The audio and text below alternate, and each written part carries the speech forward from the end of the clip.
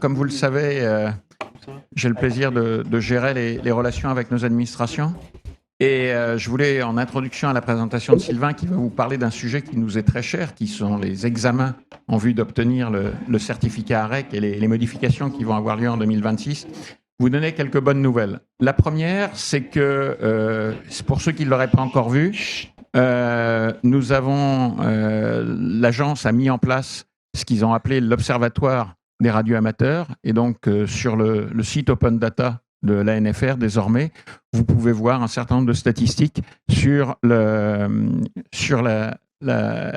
monde radioamateur. Et une statistique très intéressante en liaison avec ce dont on va parler aujourd'hui, c'est que si vous regardez attentivement, en 2018-2019, nous formions environ entre 150 et 200 radioamateurs par an, maximum. L'année dernière, en 2025, l'agence a vu passer plus de 700 candidats, dont plus de 550 reçus cette année. Alors, il y a deux messages là-dessus. Le premier, qui est un message positif, c'est que notre communauté est en train de se renouveler, parce qu'évidemment, 700 candidats par an, c'est fort heureusement beaucoup plus que ceux qui nous quittent, malheureusement. Et le deuxième, c'est que c'est le résultat de votre travail. Et je sais que dans cette salle, il y en a beaucoup qui ont contribué à ces 700. Bon, on a une exception ici, hein, mais je pense qu'on la traitera, on la traitera prochainement. C'est que vous avez tous fait un effort pour faire ce travail de formation et amener nos candidats à passer ce certificat, qui n'est quand même pas si difficile. Nous sommes d'accord. Donc, je ne t'en dirai pas plus. Ça nous donne un peu le contexte de la chose. Sylvain va vous faire une présentation. J'ai été contacté en début d'année par la NFR qui souhaitait que je constitue un petit groupe qui allait, entre guillemets, piloter, enfin, ou évaluer le nouveau système d'examen. Sylvain a fait partie de cette équipe avec Jean-Luc Fortin, avec un certain nombre d'autres radioamateurs qui m'ont aidé à l'évaluer. Et en fait, il va vous parler un petit peu de où on en est aujourd'hui sur cette évolution des examens radioamateurs. Sylvain, le micro est à toi. Bonsoir à tous, Sylvain FNUJT, depuis la région de Limoges ce soir, en temps duplex, je passe pas par satellite, il y a de la fibre optique, ça marche bien, on est content. Donc merci Jean-Louis pour la petite introduction, et tu as eu raison de souligner que Christophe allait pouvoir passer son examen dans cette nouvelle formule. Ça fait des années qu'on lui dit qu'il a plus d'excuses, et il est toujours là, il résiste à l'animal, donc on va essayer de le forcer un petit peu plus. Je le vois sourire, c'est ce qu'il faut. Voilà. Donc, je vais vous faire, au niveau agenda un petit rappel sur pourquoi il y a un examen radioamateur. Ça, c'est important parce que beaucoup de gens passent l'examen et après oublient pourquoi il y avait un examen et du coup, on entend plein de critiques, de commentaires, etc. Et ensuite, je vous présenterai donc quelques slides d'extraction là des modèles d'examen qui sont en ligne sur le site de la NFR là, depuis une semaine maintenant. Et que les nouveaux candidats, à partir de mi-mars, pourront passer directement à la place de l'ancienne application. Voilà. Donc, ce que je voulais resituer surtout, c'était que historiquement, chaque État est responsable de l'évaluation des candidats radioamateurs et de l'attribution des autorisations individuelles. Ça veut dire quoi? Ça veut dire que l'activité radiateur est régie au plan international par l'ITU, c'est l'Union internationale des télécommunications, avec tout ce qui est réglementation, etc. Chacun ayant connu l'apprentissage par cœur de tous ces documents pour passer l'examen. Et chaque État est donc responsable de décliner les règlements internationaux qui sont des traités dans son contexte, avec sa propre administration et sa propre organisation. L'objectif de l'examen radioamateur qui est demandé par l'ITU, c'est que chaque radioamateur doit être en capacité d'avoir les connaissances de base qui lui permettent de pratiquer cette activité en toute sécurité et d'utiliser le spectre radio en respectant les bandes amateurs et d'éviter tous les brouillages avec les autres utilisateurs du spectre. Et pourquoi on insiste là-dessus? Parce qu'à la base, le service d'amateur, c'est comme un service de communication qui a pour but l'instruction individuelle, la communication, les études techniques au sein de l'expérience entre des personnes autorisées qui s'intéressent à la technique et sans intérêt pécuniaire. Et le sans intérêt pécuniaire, c'est important, mais s'intéressant à la technique, c'est quand même le cœur de notre activité. Et si on s'intéresse juste à la radiocommunication, comme ça se fait beaucoup, ben, il y a une question qui se pose, pourquoi devient-on radioamateur alors qu'on n'est pas dans le moule en fait? Et pourtant, ça arrive de plus en plus. Et c'est une source de beaucoup de conflits. Donc, ça semble très nécessaire de le rappeler et de l'avoir en tête. Voilà. Pour ce qui est de la France, l'administration de tutelle qui nous gère, c'est le ministère de l'Industrie, au travers de la Direction générale des entreprises. Même si les radiateurs ne sont pas des entreprises, mais nous, on touche à quelque chose, donc c'est à cette entité. Et sous cette entité, on a deux organismes d'État on va dire, qui s'occupent de nous. C'est l'ARCEP et la délégation pour tout ce qui est organisation de la réglementation amateur, rédaction, évolution, modification des textes, validation par les ministres, au passage de l'Assemblée, etc. Et l'Agence nationale des fréquences, la NFR, qui est par contre la délégation pour tout ce qui est contrôle, gestion administrative et en l'occurrence l'évaluation et la certification des nouveaux radioamateurs. Donc les examens que l'on passe en France aujourd'hui sont gérés par l'Agence nationale des fréquences, c'est ce que nous a dit Jean-Louis en introduction. Si tu peux switcher, Christophe. Alors l'examen français, depuis une bonne trentaine d'années maintenant, se fait sous forme de QCM. Le choix du QCM a été fait pourquoi? Tout simplement parce que c'est une formule qui permet une correction rapide et quand elle est faite sur un système informatique, on peut avoir un résultat quasiment instantanément. Donc ça a permis d'assouplir les modalités d'examen qui avant étaient quand même une visite à domicile d'un examinateur avec le constat de la capacité de la personne à monter un émetteur et à comprendre les concepts qu'il a mis en œuvre, et que c'était pas simplement l'émetteur du copain qu'il avait emprunté pour aider son examen. Donc ça a permis de simplifier un petit peu. L'examen répond au programme international qui est donné par l'ITU. Alors, quand on nous dit l'examen est très dur, etc., il est très dur pour certaines personnes, il est facile pour d'autres, mais il répond aux règles minimales attendues par l'ITU au plan international. Il y a des examens en Europe, comme en Belgique par exemple, qui sont plus durs que ce que l'on passe pour la F4 en France. Donc, il faut bien garder à l'esprit, on est juste sur les demandes minimales de l'ITU en termes de contenu. En France, conformément aux règles internationales aussi, on a deux épreuves. On a une épreuve de réglementation et une épreuve de technique. L'épreuve de réglementation se fait sur 20 questions pour une durée de 15 minutes. L'épreuve de technique, 20 questions, durée 30 minutes. La réglementation, j'ai tendance à dire que c'est souvent du par cœur. C'est valider, comme pour le code de la route, que le candidat a toutes les connaissances de base théoriques pour pouvoir pratiquer son activité. C'est-à-dire qu'il connaît les limites de bande, il connaît les limites de puissance à respecter, il connaît l'alphabet international qui est censé être utilisé par tous les radioamateurs, il connaît les préfixes des principaux pays de la CEPT vers qui majoritairement il va pouvoir communiquer parce que c'est des pays souvent qui sont en proximité par rapport à la France, etc., etc. La technique, par contre, à l'opposé, c'est vraiment la validation des connaissances et de la capacité à mettre en pratique ces connaissances sur des montages élémentaires en électronique. Alors bien sûr, on ne va pas nous sortir aujourd'hui des grands schémas de poste de radio SDR ou autre, mais il faut savoir comment un circuit oscillant fonctionne, le principe des harmoniques, l'amplification, l'atténuation, le gain des antennes, etc. Et ça en fait partie aussi. Quoi qu'on puisse dire quand on veut en parler derrière un poste, on n'en a pas besoin. Bah, si, c'est quand même mieux de savoir sur quelle fréquence on émet ou si on utilise les bonnes analogies. C'est quand même le b.a.-ba de tout ça. Voilà. Aujourd'hui, cet examen se passe sur PC, c'est du matériel spécifique de la NFR. Demain, il se passera toujours sur PC, il sera déployable sur de nombreux environnements autres que du matériel de la NFR. C'est-à-dire que là, on a expérimenté fin janvier la possibilité de faire un examen avec du matériel autre que la NFR sur les systèmes de la NFR et ça fonctionne.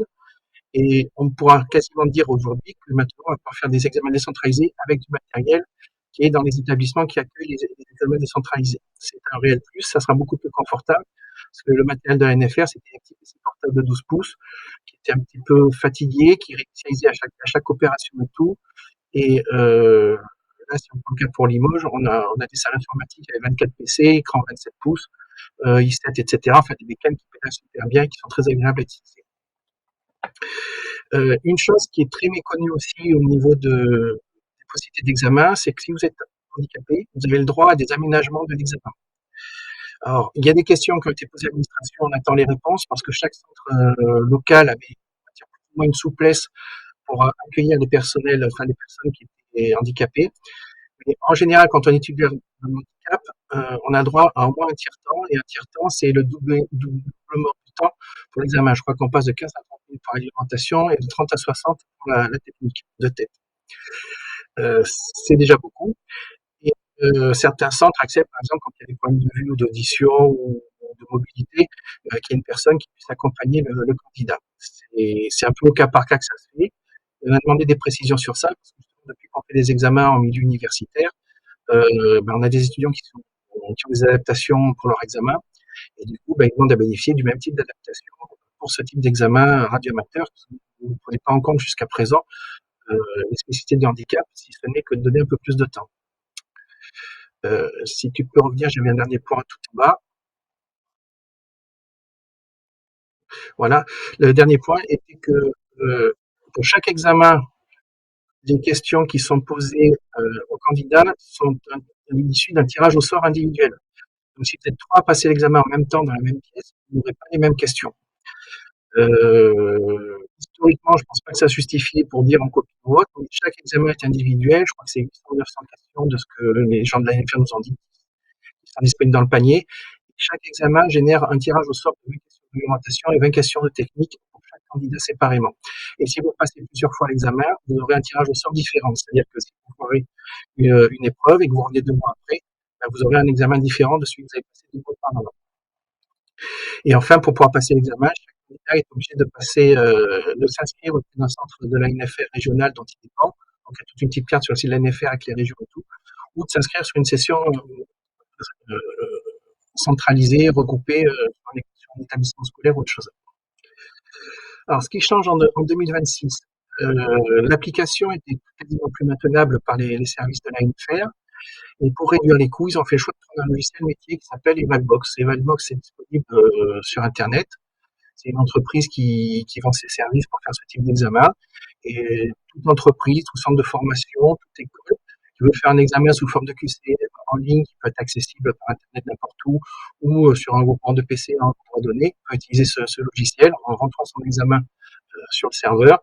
Et après, on a des codes individuels à donner à chaque personne. Les modalités d'examen restent absolument les mêmes. C'est-à-dire que c'est les mêmes questions, c'est les mêmes contenus qui sont adressés aux personnes et tout. Ce qui change, c'est que là où l'examen a été lancé par le technicien ou l'agent de la NFR qui était à vos côtés, on va vous donner un utilisateur et un mot de passe pour chaque épreuve que vous allez passer. C'est différent et c'est à vous de les entrer pour lancer l'examen. Ça, c'est une première petite différence. Il faut s'attendre le jour J, c'est pour ça qu'il faut prévenir, c'est pas perturbant en soi. C'est la suite un petit peu plus discutable. Enfin, au nom du mot, qui change un petit peu le format. L'ancienne version était inspirée du Minitel, c'est-à-dire qu'on avait des écrans avec une question par écran. Et on faisait avance, retour, pour passer d'une question à l'autre, on tapait le numéro de question pour venir à la question temps, etc. Là, avec cette nouvelle formule, on va avoir une page web comme un formulaire où les 20 questions de l'épreuve que l'on est en train de passer vont être toutes bout à bout. Donc, question 1, question 20, les unes en dessous des autres. Pour chacune des questions, on aura 4 cases à cocher. Une case égale une réponse. Il n'y a qu'une seule réponse valide pour chaque question. Donc, le premier page qui apparaît, si vous cochez plusieurs cases en disant non, il y a les deux qui sont justes, votre question sera invalidée parce que ça sera forcément une réponse fausse pour l'ordinateur. Il n'y a absolument pas de nouvelles questions ajoutées, supprimées. C'est le même panel de questions qui existait sur l'ancien système qui a été reconverti sur le nouveau. Donc, il n'y a pas de mauvaise surprise à avoir. Il y a toujours des questions qui sont un peu tordues. Il y a toujours des questions très simples. Le mode de tirage au sort est censé être le même qu'avant. On va voir à l'usage si c'est le cas. La fonctionnalité a été ajoutée. Vous aurez un petit bouton en commentaire qu'on va voir tout à l'heure, où vous cliquez dessus sur une question où vous trouvez qu'elle est trop alambiquée ou autre, et vous pourrez dire attention, cette question est mal rédigée, je ne l'ai pas comprise ou autre. L'avantage de ça, c'est que le retour qu'on faisait à l'oral auprès de l'examinateur à la fin de l'examen, pour dire tiens, il y a un truc qui était bizarre, on le fait par écrit, ça rentre dans l'application, et derrière, les gens ils reçoivent un bilan de l'examen en disant tiens, cette question-là a posé problème. Et s'ils ont trouvé 4 retours écrits du même type de question, on a l'espoir que du coup la question puisse être corrigée, ce qui n'était pas forcément le cas jusqu'à présent. Il y a un autre piège, alors Jean-Louis, tu corrigeras si tu as le micro encore, mais lorsqu'on a fait le test, ils nous ont dit qu'ils allaient peut-être l'invalider. Il y a un système de détection anti-triche. Comme on passe l'examen sur PC, on peut switcher entre un écran d'examen et la calculette, par exemple, du PC. ou potentiellement aller sur une page web avec les formules, etc. à côté, vu que les PC sont connectés à Internet. Si l'application détecte un changement de fenêtre, un rafraîchissement de l'écran en cours de l'épreuve sera invalidée. Donc, soit l'agent de la NFR constatera une fraude, soit il considérera que c'est un incident mineur, et auquel cas il faudra reprendre l'épreuve, mais en format papier au lieu de la faire par informatique. Voilà, si tu peux mettre la suivante. Donc, pour se connecter, on aura un petit écran comme ça qui est public. D'ailleurs, l'adresse c'est examini.evalbox.com. C'est pour tous les utilisateurs, pas spécifiquement à la NFR. À chaque fois que l'agence créera un examen nominal pour une personne donnée, il y aura un nom d'utilisateur et un mot de passe qui seront pour chaque épreuve. Et j'insiste bien sur chaque épreuve, c'est-à-dire que cette fenêtre, il faudra la passer une fois pour la réglementation et une fois pour la technique. Le code de la réglementation ne sera pas le code de la technique, ce sera deux noms d'utilisateurs mot de passe différents pour les deux épreuves. Il n'y a rien de compliqué en soi, mais c'est le premier gros changement qui apparaît. Si tu peux passer sur la suivante. Une fois qu'on s'est logué, on arrive sur un écran de ce type qui rappelle les règles élémentaires du passage de l'examen. Bon, voilà, c'est trop petit pour tout vous dire, mais ça donne le numéro d'examen, il y a 20 questions, il y a un numéro de référence qui est l'examen unique qui est associé à votre nom et votre passage, ça rappelle la durée de l'examen, est-ce que vous avez le droit de faire ou pas, etc. Si vous êtes prêt, vous cliquez sur démarrer. Si vous pensez que vous ne pouvez pas passer l'examen tout de suite, vous faites quitter. Logiquement, il n'y a pas besoin de faire quitter, sauf s'il y avait besoin d'une pause technique rapide, parce que le stress peut faire qu'on a envie d'aller aux toilettes très rapidement juste avant ou autre. Sinon, on a bien sur démarrer et on arrive sur le questionnaire. Alors, je ne pouvais pas représenter toute la feuille de questions qui est faite, mais en haut, on a une petite tête, épreuve technique, épreuve réglementation, numéro de temps, et on a 20 questions bout à bout, sous forme de formulaire web qu'on peut retrouver sur le site. Question numéro 1 sur 20, 2 sur 20, 3 sur 20, 4 sur 20, etc. Une question à libeller et des cases à cocher en face. Et il y a une seule réponse possible. Une seule. J'insiste vraiment bien. C'est vraiment aujourd'hui un piège parce que lorsqu'on a fait le test, il n'y avait pas de possibilité technique pour désactiver de ne pouvoir cocher qu'une seule case et de ne pas pouvoir cocher les autres. Donc ça, on peut même par incident cocher une autre case. Ça invalide la question. Donc, je voulais juste montrer un petit casque commentaire avant, Christophe, s'il te plaît. Tu vas trop vite. Voilà, tout à droite, sur la même ligne que le questionnaire, on aura un petit bouton qui s'appelle Comment, comme commenter en anglais. Si on voit que la question a un problème ou qu'on va rajouter une note, on clique sur Comment, il y a une petite fenêtre contextuelle qui apparaît. On peut mettre un petit texte en lien avec la question. Je n'ai pas compris sans cette question, pourquoi il y a plusieurs réponses, etc. Et on valide et on revient sur le questionnaire. Pour se balader sur le questionnaire, il faut monter et descendre, en général avec la boulette de la souris, sinon avec PG up, PG down sur le clavier, en fait, de manière assez classique. C'est désorientant quand on l'a jamais fait une première fois, mais le logiciel est déjà en test sur le site de la NFR, donc vous pouvez commencer à faire des tests là-dessus. Et si tu peux passer suivant, Christophe. Voilà. Dès que vous avez fini, soit le temps se termine, 15 minutes, donc pour l'augmentation, pour la technique, on a un écran bleu qui apparaît avec la note. Soit si vous avez fini avant, vous cliquez sur terminer, vous confirmez et vous arrivez directement sur la note tout de suite. Avant, quand vous finissiez l'examen, il fallait attendre que le technicien NFR vienne à vos côtés, tape son code, valide qu'il n'y a pas eu de fraude, etc. et pour afficher la note. Là, vous l'avez directement, qu'on s'appelle comme ça. Et quand vous avez terminé, vous faites retour. Vous revenez à la page d'accueil pour rentrer un deuxième code si vous voulez enchaîner la preuve. Vous pouvez aussi laisser un commentaire sur le passage de cet examen spécifiquement, c'est-à-dire sur l'ensemble de l'épreuve. C'est marqué, il faut cliquer sur un commentaire. Voilà. Donc, en conclusion, le format est un petit peu plus moderne. C'est utilisable beaucoup plus facilement sur les salles de cours externes à l'UNFR, par exemple en université, donc dans les établissements scolaires secondaires.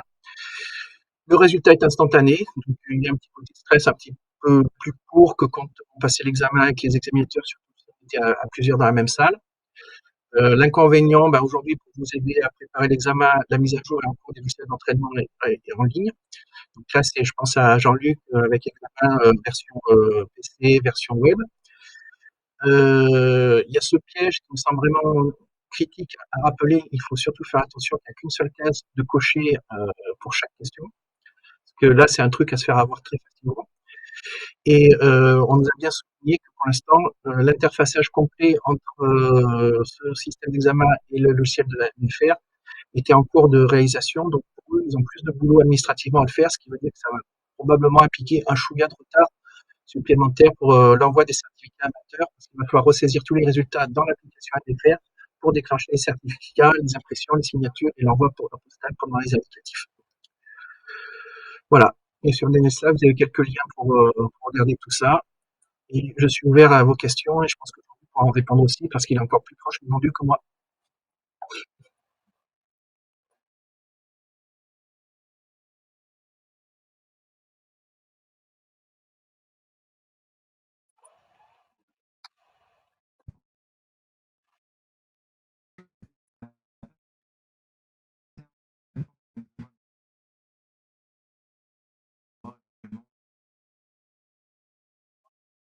Non. Non. Alors, Ils refusent systématiquement qu'on récupère les questions. Alors certains centres sont un peu tolérants et tolèrent que les candidats puissent partir avec leur brouillon sous le coude.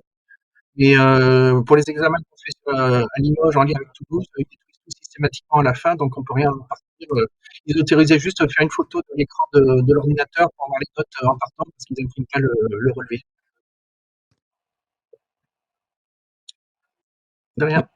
la question leur a, Après, ce que je peux préciser la sur les question a été questions de la posée officiellement à réglementation, la NFR et la réponse est clairement ils ne souhaitent pas communiquer les feuilles d'examen que les candidats repartent avec. C'est une politique pour le moment de l'agence. après, Jean-Luc a fait un énorme travail de collecte auprès des jeunes radioamateurs qui, quand ils se manifestent un peu sur Internet, ils le sortent dessus pour essayer de reconstituer de tête les questions et les réponses qu'ils avaient sur chaque question. Et l'essentiel de l'examen fait par Jean-Luc est basé sur ces retours-là. Donc, il y a une grande partie des questions qui ont été reconstituées comme ça, mais officiellement, ce n'est pas des récupérations de questions qui ont été étudiées, qui ont été vues et tout. Merci Sylvain, on va devoir clôturer parce qu'on est en train de prendre du retard. Et on m'a fait gagner du temps puisque la présentation de l'Electrolab va être faite en live lors de la visite. Donc on regrette un peu. Merci beaucoup Sylvain pour cette présentation.